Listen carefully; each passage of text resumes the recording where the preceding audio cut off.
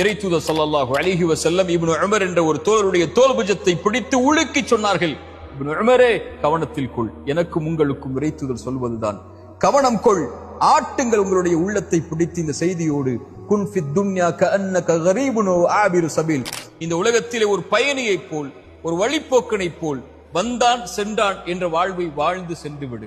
இந்த நேரம் தான் உனக்கு, நாளை உனக்கு இல்லை, நீ செல்ல போகிறாய் என்ற எண்ணத்தோடு இந்த உலகத்திலே வாழ். அந்த தோழர் இப்னு உமர் விளக்கம் சொன்னார்கள் தன்னுடைய மாணவர்களுக்கு இறைத்தூதருடைய இந்த செய்தியை, காலை வந்தால் மாலை எதிர்பார்க்காதே, மாலை வந்தால் காலை எதிர்பார்க்காதே, நோய்க்கு முன்னால் சுகத்தை தேடிக்கொள், மரணத்திற்கு முன்னால் வாழ்ந்து கொள் என்று அந்த தோழர் விளக்கம் சொன்னார்கள். இறைத்தூதர் ஸல்லல்லாஹு அலைஹி வஸல்லம் தெளிவாக இதை சொன்னார்கள் 5 அறிவுரைகளோடு. இந்த 5ற்கு முன்னால் 5ஐ பயன்படுத்திக் கொள்ளுங்கள். 1, உனக்கு வயோதிகம் வருவதற்கு முன்னால் வாலிபத்தை பயன்படுத்திக் கொள். வாலிபத்தை வீணாக்கினால் கண்மூடி முடிப்பதற்கு முன்னால் வயோதிகம் வந்துவிடும். அப்போது வாலிபத்தில் செய்ய வேண்டும் என்று நினைப்பதை நினைப்பாய், செய்ய முடியாது. வயோதிகம் வருவதற்கு முன்னால் வாலிபத்தை பயன்படுத்திக் கொள். உனக்கு நோய் வருவதற்கு முன்னால் சுகத்தை தேடிக்கொள். உனக்கு ஏழ்மை வருவதற்கு முன்னால் உன்னுடைய செல்வத்தை பயன்படுத்திக் கொள்.